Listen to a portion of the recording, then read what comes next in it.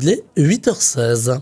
Bretagne 5, l'invité de la matinale. Et notre invité ce matin est Dylan Kerriel. Il est responsable de la section Ille-et-Vilaine du syndicat étudiant UNI. L'UNI, c'est l'Union nationale interuniversitaire. Il s'est levé très tôt pour prendre le train et être au micro de Bretagne 5 matin en direct. Je l'en remercie. Bonjour. Bonjour Monsieur Hamon. Alors on va parler de l'UNI.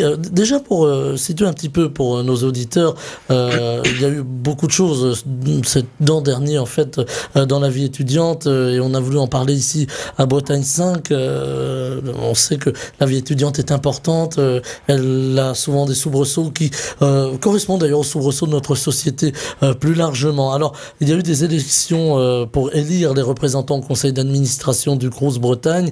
On a vu ces élections ont suscité pas mal, on va dire de tensions. Est-ce que ça arrive souvent, ces tensions entre les différents syndicats universitaires ? Alors, généralement, non, les campagnes se passent plutôt bien. Là, on était sur des élections particulièrement importantes pour le conseil d'administration du Crous et on a vu des réelles tensions se dresser. Alors, vous avez dit entre les différents syndicats. En réalité, c'était plus entre l'Assemblée générale antifasciste de Rennes et nous. Pour les tensions, on a vu, donc il y a eu un échange de coups très rapide à l'IEP. Alors l'IEP pour nos... c'est l'Institut d'études politiques, donc c'est le Sciences Po Rennes. Il y a eu un échange qui en réalité a été initié, on a vu un peu partout dire que on a fait une descente à Sciences Po pour distribuer les baffes.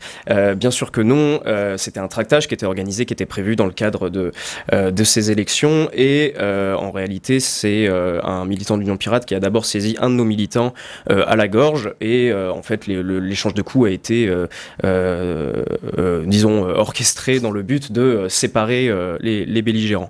Ensuite, pour les tensions, on a eu dans la matinée, ensuite, à la fac de droit, une descente d'une vingtaine, entre 20 et 25 antifa complètement habillés en black bloc, tout en noir, avec des tours de cou, avec des masques, armés pour la plupart. On a vu dépasser de certains sacs des battes en aluminium.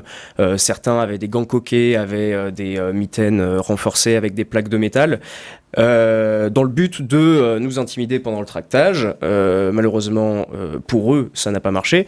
Donc on avait bien occupé le terrain à ce moment-là et il y a eu plusieurs menaces qui ont été lancées. Pendant 1h30, à peu près, la sécurité était débordée et il a fallu que le doyen finisse par intervenir pour leur dire de partir. Et puis, dans toute la suite de la journée, on a eu tout un disons, un ensemble de violences très ponctuelles. Certains de nos militants ont été suivis jusque chez eux. Certains ont reçu des menaces dans la rue, ont été suivis pour voir jusqu'où est-ce qu'ils allaient. On a 2 militants qui ont été poursuivis dans la rue par une quinzaine de sans doute d'ailleurs les mêmes personnes entre la piscine Saint-Georges et Sainte-Anne. Ils ont fini par se réfugier dans le métro. Heureusement, il leur est rien arrivé. Sur les 2 jours suivants, ça a été un peu plus calme. Il y a eu des recherches, on sait qu'il y a eu des mobilisations à Sainte-Anne pour essayer de trouver des militants de l'UNI. Heureusement, il n'est arrivé aucune autre violence. C'est un climat qui est assez délétère au final et c'est regrettable. Alors, climat délétère, une ambiance plutôt électrique, des tractages virils, on aura compris. Qu'est-ce qui fait que l'UNI est visée? Alors, je le précise pour les auditeurs, vous êtes un syndicat étudiant classé à droite. D'aucuns disent à l'extrême droite. C'est une réalité? Bien sûr que non. Alors, pour faire un peu l'historique, on a été créé des suites des événements de mai 68 en réaction à la montée de toute la mouvance d'extrême gauche révolutionnaire, trotskiste, etc. Au sein de l'université, puisqu'on avait vu au moment de mai 68 forcément comment je pourrais dire ça, une nidification de la gauche au sein des universités, et on est une émanation des différents mouvements gaullistes de cette époque-là, d'ailleurs origine dont À titre personnel, je suis très fier. Et d'ailleurs, on est toujours resté très proche des mouvements gaullistes. Alors d'abord le RPF forcément, le RPR, et au fur et à mesure que le gaullisme a peu à peu quitté ces organisations-là, on s'en est peu à peu détaché. Ensuite, pourquoi est-ce qu'on se fait traiter d'extrême droite ? C'est tout simplement parce que déjà, on est la seule opposition, je pense à Rennes notamment, on est la seule opposition qui n'est ni apolitique, comme peut se dire la FAGE, ni de gauche radicale ou extrême gauche, comme peuvent l'être l'Union Pirate, Solidaire, le Point Levé. C'est tout simplement parce que c'est une bonne façon de discréditer. Il me semble que c'était Staline qui disait traiter un adversaire de fasciste, le temps qu'il se justifie, vous pourrez l'attaquer. C'est aussi simple que ça. On a vu de base, on était syndicat d'extrême droite, ensuite on a été fasciste, ensuite on a été nazi. Bon, au bout d'un moment, on se rend bien compte que... Ce sont des mots finalement qu'on retrouve aujourd'hui dans la société. Dès qu'on est en opposition, on est facho, comme l'on dit. Oui, c'est un peu ça. C'est la réduction au fascisme. Et en plus, ça rappelle comment je peux dire ça, cette image de lutte qu'il y avait, qui est louable d'ailleurs, de lutte contre le fascisme, mais tout simplement, ça rappelle l'imaginaire antifasciste, anti-nazi, et nous qualifier de radicaux et d'extrémistes, c'est tout simplement nous poser comme l'ennemi, non plus comme des participants à une élection classique, mais simplement de dénonciation, comme si on était le vilain petit canard du coin. Est-ce qu'il y a un basculement finalement de l'université? Alors, on dit Rennes 2 la rouge, souvent c'est ce qu'on lit quand on parle de l'université de Rennes 2, qui est quand même classée plutôt à gauche. Est-ce qu'il y a un basculement aujourd'hui de l'université ici à Rennes, en tout cas en Bretagne, vers, je vais dire un peu plus de droite, et plus largement l'université française? En fait, est-ce qu'elle bascule à droite, l'université? Alors, moi, je pense pas. La gauche a toujours, la jeunesse a toujours été très perméable aux idées de gauche et d'extrême gauche. Je pense que on l'a vu là avec ces dernières élections, la participation était particulièrement importante. La Bretagne a écrasé toutes les autres régions en termes de participation. On est au niveau national à la plus forte participation depuis 2002, ce qui est un très bon indicateur. Et en fait, je pense simplement que les gens marquent leur désagrément, soit de la politique qui est menée, soit simplement de l'inaction de certains. On voit que la jeunesse, au final, s'exprime plus, même au sein des élections, les élections nationales. Il y a une forme de libération de la parole de droite. Oui, pas forcément de droite, mais juste de la libération de la parole en général.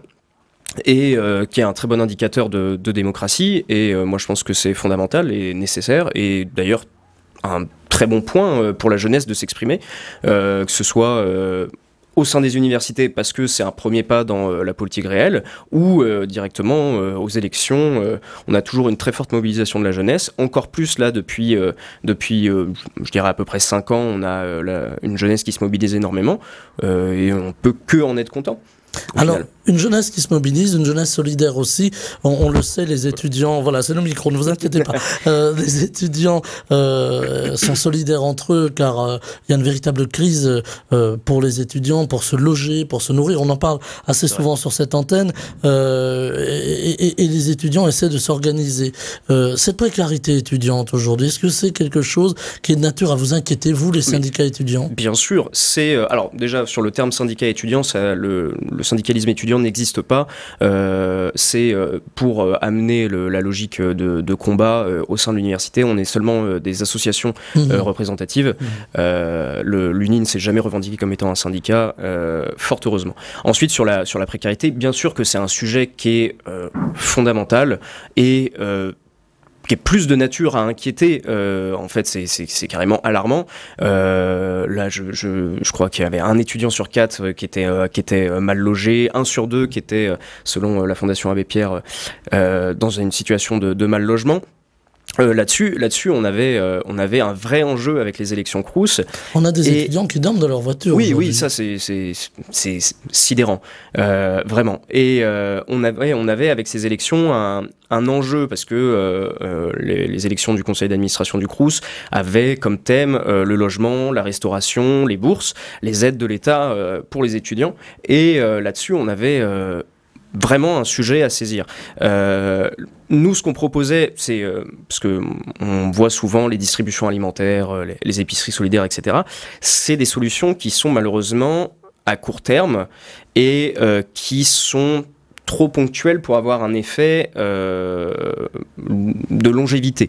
On avait à l'échelon national, mais du coup aussi pour le Crous de Bretagne, des propositions qui visaient tout simplement à permettre une inscription dans le temps d'une amélioration de la situation des étudiants. Alors on avait une flopée, je ne vais pas vous refaire tout le programme, mais on avait une flopée de propositions sur le pouvoir d'achat, que ce soit via les APL, que ce soit par des améliorations fiscales pour les parents, que ce soit par le ticket restaurant étudiant, qui a d'ailleurs fait l'objet d'une proposition de loi il y a quelques années, votée, malheureusement rejetée par la majorité présidentielle, la suppression de la CVEC, la linéarisation des bourses, qui permettait une meilleure prise en compte des classes moyennes. Parce qu'on parle beaucoup de précarité étudiante, mais le problème de parler de précarité étudiante, c'est que on nommait aussi une partie de ceux qui ne touchent pas les bourses, qui n'ont pas toutes les aides et qui au final se retrouvent obligés de travailler à côté de leurs études pour permettre de les payer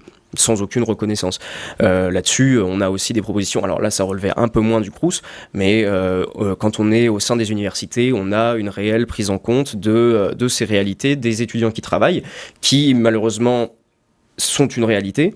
Des étudiants qui travaillent, c'est difficile souvent de mener de front des études et à la fois de travailler avec des horaires souvent décalés, compliqués et pas forcément un travail gratifiant. En plus de ça, oui, moi je prends mon exemple à moi parce que ça a dû m'arriver malheureusement l'année dernière et ça m'arrive encore aujourd'hui. Il y a parfois une mauvaise comment on pourrait dire ça, reconnaissance de l'université de ce travail à côté qui n'est pas forcément pris en compte. Alors, à l'université de Rennes, bon, en tout cas à la faculté de droit, pour ce que j'en sais, on a eu, à partir de cette année, la reconnaissance de ce qui s'est appelé l'engagement étudiant, qui permettait de valider un module si on travaillait en parallèle ou si on était engagé, par exemple, chez les pompiers volontaires, si on était au SAMU, si on était à la Croix-Rouge, ce qui est un très bon point, mais qui n'est pas généralisé à l'ensemble des universités malheureusement. Et très souvent, on a un problème à, par exemple, des justifications d'absence qui sont pas forcément prises en compte par tous les professeurs. Et là-dessus, il y a un travail à faire. Alors là, c'était pas les enjeux du Crous, c'est les enjeux des élections universitaires, des UFR ou du conseil d'administration. Et c'est aussi quelque chose qu'on porte, de manière générale, la défense des étudiants travailleurs, parce que certains ne peuvent pas faire autrement. C'est regrettable. Mais il faut que ceux qui travaillent soient en mesure de ne pas en souffrir, parce que parfois c'est une nécessité, même pour la famille.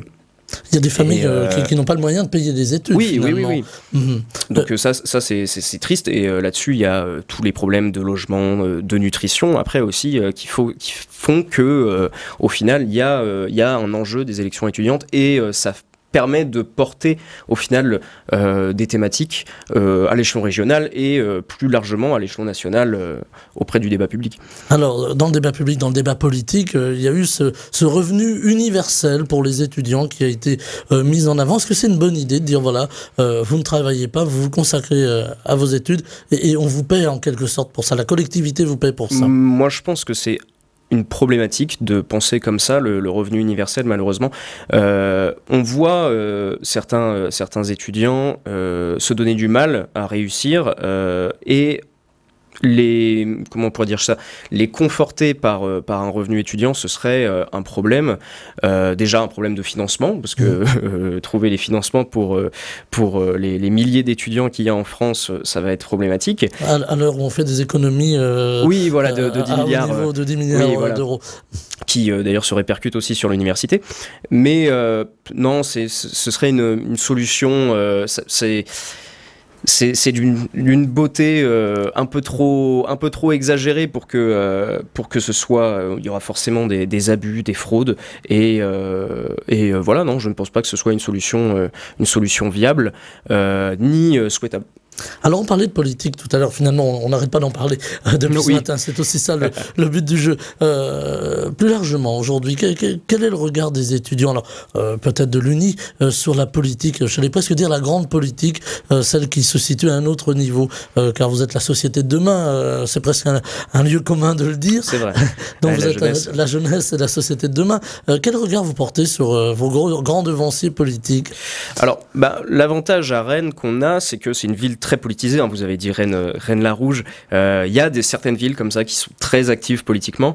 À Rennes, c'est difficile de passer à côté. La plupart des jeunes très souvent, on sait qu'en droit, en Sciences Po, les étudiants sont très politisés parce que ça va de pair forcément avec la formation. Mais même nous, on voit typiquement chez nos adhérents ou nos sympathisants, beaucoup d'étudiants en informatique, en maths, en IUT ou même en sciences sociales, ça va un peu de pair aussi. Mais qui, en fait, déjà se posent des questions, c'est très intéressant, on en a beaucoup au moment des différentes actions, des événements, des conférences, des tractages, qui viennent nous voir et qui s'intéressent, qui se demandent, comme vous le dites, qui ont vu qu'on nous avait traité d'extrême droite et qui se demandent pourquoi, qu'est-ce qu'on demande, qu'est-ce qu'on propose pour les étudiants, et je trouve que c'est un bon premier pas dans la grande politique, comme vous dites, mais c'est un moyen d'accéder au débat public, à la formation que peuvent apporter les syndicats, hein, que ce soit de gauche ou de droite. Ça, c'est quelque chose qu'on peut pas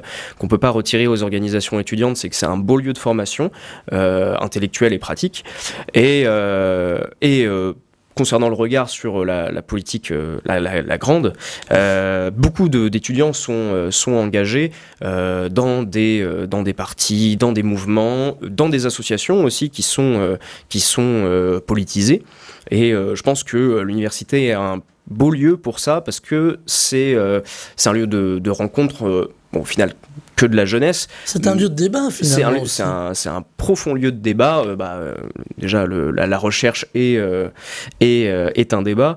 Et non, je trouve qu'il y a une bonne mobilisation de la jeunesse depuis quelques années. Et c'est beau, hein. À Rennes, forcément, beaucoup plus à gauche que à droite, mais même pour nous, on a un essor phénoménal du nombre de militants et du nombre d'adhérents qui est beau à voir et qui fait un grand plaisir.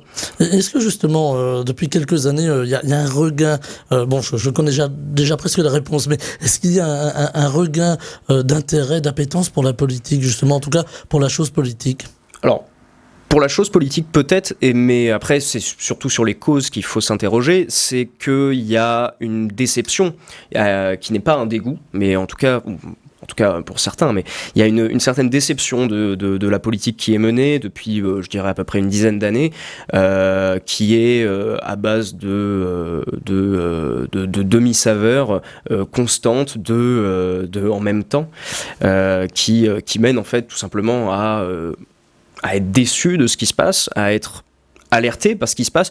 Par exemple, forcément, nous sommes de droite, nous sommes patriotes, mais je comprends très bien qu'à gauche, on veuille s'engager également aussi quand on voit l'état de délabrement, que ce soit de l'université, mais même plus largement de la France. Il y a une nécessité d'engagement je pense que l'université est un bon endroit pour répondre à ce besoin d'engagement. Et là, dans le cadre des élections européennes en plus, on a une campagne qui est menée très activement par les jeunes, pour la Bretagne, pour ce que j'en sais, mais même au niveau national. Et c'est beau à voir. Voilà, on les reçoit d'ailleurs, les jeunes s'engagent en politique aussi au travers de ces élections européennes. Il y a des grands sujets, on les entend, hein, ces grands sujets régulièrement sur les ondes des télévisions, des radios, l'immigration, l'insécurité, la précarité, on y a fait référence. Est-ce que là aussi, il y a des grandes interrogations, il y a des grandes propositions aussi qui peuvent émaner de la vie étudiante? Oui, après on a l'avantage, comme je l'ai dit déjà, pour le ticket restaurant étudiant, on a réussi à aller jusqu'au Parlement, et on a un peu ce rôle, je pense, comme on est acteur et en même temps usagers de la vie universitaire, on a ce rôle un peu de lanceur d'alerte, on essaye d'alerter les pouvoirs publics, que ce soit les élus locaux. Alors malheureusement, en Bretagne, très peu sont sensibles à nos revendications, mais à l'échelon national, on a des députés dont on peut dire qu'on a l'oreille, avec lesquels on peut discuter et qui peuvent amener en tout cas un regard de jeunesse directement dans la vie politique, là où les jeunes sont moins représentés, ou en tout cas moins écoutés à l'échelon national. Alors on a une fracture dans la société française, je devrais dire des fractures, voilà, on a une société qui devient très compliquée aujourd'hui. Est-ce que vous le ressentez aussi au niveau de l'université, au niveau de la jeunesse universitaire ? Une fracture, comment ? Une fracturation dans la société, on a aujourd'hui une société qui est très fracturée dans le sens politique de la chose, où les réseaux ont sans doute un petit peu contribué à faire les uns vilipender les autres. Est-ce que vous le ressentez au niveau de l'université ? Alors, concernant les tensions dont on a déjà pu parler, c'est vrai qu'il y a une augmentation de ce genre d'événements depuis moi je suis militant depuis 3 ans. Depuis 3 ans, on voit une multiplication. Déjà, on avait eu une descente sur un tractage il y a 2 ans maintenant, où un de nos militants avait reçu un coup de chaussette avec des piles dedans. C'est quelque chose de très peu agréable, et qui avait eu 4 points de suture à la cuisse. Là-dessus, à partir de ce moment-là, on a eu vraiment une montée en tension, les communiqués, les publications dénonçant l'arrivée du fascisme à l'université. Alors après, ça reste une minorité, j'ai envie de dire, parce qu'on ne représente pas, la majorité des étudiants ne sont pas militants. Ensuite, sur d'autres fractures, à Rennes, on ne ressent pas spécialement beaucoup plus de tensions hautes que politiques, et ce qui en fait d'ailleurs une très bonne ville étudiante. Je pense que tout le monde peut réussir à vivre en harmonie à Rennes, et espérons-le, c'est une parole très très positive, mais en l'occurrence on a cette chance qui n'est pas le cas partout en France. Vous arrivez j'imagine, vous avez des contacts avec vos homologues des autres universités. Voilà. Est-ce que justement ces contacts vous permettent aussi de prendre un peu la température dans les autres universités, de voir si finalement chacun a ses propres revendications, ou est-ce qu'il y a des revendications qui sont au niveau national, des préoccupations au niveau national ? Alors oui, on a des contacts. Alors à l'échelon national forcément, parce que on est représenté au CNESER, donc c'est la plus haute instance représentative étudiante, où on est la 3e organisation derrière l'Union étudiante et la FAGE. Donc forcément, on a des discussions. De là après, est-ce qu'elles sont très constructive, je ne sais pas, parce qu'il y a très souvent un blocage bizarrement de la part des autres. Un blocage idéologique, finalement. Oui, c'est un refus de la discussion très souvent. Alors, sur Rennes, on a l'avantage, moi, comme je l'ai dit, je suis là depuis quelques années, on se connaît, on discute, on se dit bonjour, déjà, c'est un plaisir. Bonne entrée en matière. Oui, mais c'est pas comme ça partout, il y a des endroits où ça vilipende très vite. Donc là-dessus, nous on a de la chance, et voilà, c'est déjà bien. C'est déjà bien. Un dernier mot avant que l'on se quitte. On parle régulièrement de réforme de l'université, alors on y met un peu tout et n'importe quoi. Est-ce qu'à un moment ou à un autre, il faudra réformer l'université, ou en tout cas remettre des choses à plat ? Il faut la réformer en bien, et ne pas faire ce que la loi Pécresse a fait, c'est-à-dire laisser l'université être ce qu'elle a envie d'être, parce que ça crée une réelle dissension au final. Je vois déjà juste au sein de Rennes la différence de gestion entre Rennes 2 et l'université de Rennes. Bon, l'université de Rennes maintenant c'est un établissement public expérimental, mais déjà avant la gestion était très différente. Les présidences avaient des inclinaisons qui étaient politiques pour la plupart. Qui retombe ensuite sur les étudiants en somme, hein, l'université de Rennes 2 a quand même bien perdu de son prestige depuis que la présidence s'assoit sur les revendications des différents groupuscules qu'il peut y avoir à l'université de Rennes 2, quand l'université de Rennes 1, au final, réussit à bien gérer la chose et ne tombe pas dans les travers politiques qu'elle pourrait avoir. Là-dessus, l'autonomie des universités a eu du mal. Maintenant, ce qu'il faut, c'est, on a vu le deuxième acte de l'autonomie des universités, ce qu'il faut, c'est qu'elle reste nationale, qu'on ne tende pas vers une privatisation des universités qui serait en fait un manquement de la part de l'État dans l'implication qu'il donne à la jeunesse, et ce serait un mal. Cette privatisation, finalement, ça risque aussi de creuser un fossé social. Ceux qui ont de l'argent, pour faire Exactement. un peu schématique, pourront se payer des études, et ceux qui n'en auront pas ne pourront pas se payer d'études. C'est exactement ça. On nous reproche très souvent de défendre une certaine forme de sélection à la faculté, mais il faut quand même rappeler que cette sélection ne se fera en aucun cas sur l'argent en augmentation des frais d'inscription. Ce serait un très grand mal qui exclurait les étudiants, déjà les plus précaires, mais aussi de la classe moyenne, d'accéder à l'université. Là-dessus, c'est clair que différents projets comme celui de l'EPE pouvaient inquiéter, de l'EPE, établissement public expérimental, hein, l'université de Rennes, permettaient de modifier les frais d'inscription. L'université s'est engagée à ne pas le faire, et c'est très bien. Donc là-dessus, il faut être clair sur le fait que l'université doit rester accessible à tous, sur la compétence, toujours sur la compétence, et jamais sur l'argent, parce que ce n'est jamais une façon de sélectionner qui est juste.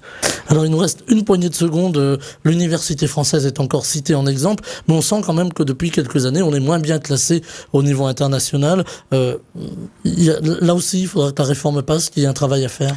Oui, il y a un travail à faire, et puis même au sein des universités localement, hein, je pense que les blocages à répétition ne permettent pas aux universités de briller à l'international. On est montré du doigt un peu. Comment ? On est montré du doigt. Oui, voilà, c'est ça. C'est que ce soit Rennes 2, Tolbiac, le Mirail à Toulouse, c'est des universités qui souffrent au final d'une minorité brillante qui impacte la renommée des universités, et c'est problématique. Il y a des travaux qui sont faits en coopération d'universités, des accords qui sont passés entre différents pays qui permettent au final à la recherche et aux étudiants de continuer à essayer de faire briller la France à l'international, parce qu'elle peut briller, et même elle doit briller, elle a brillé, et c'est important qu'elle continue de le faire. Voilà, rien n'est perdu en tout cas. Si je retiens votre discours, Dylan Kerriel, responsable de la section Ille-et-Vilaine du syndicat étudiant uni, l'Union nationale interuniversitaire, donc classé à droite, on l'aura compris, était avec nous ce matin. Merci infiniment d'avoir répondu aux questions de la matinale. Je vous souhaite une très belle journée. À vous aussi. Bretagne 5, Stéphane Hamon, le 7-9.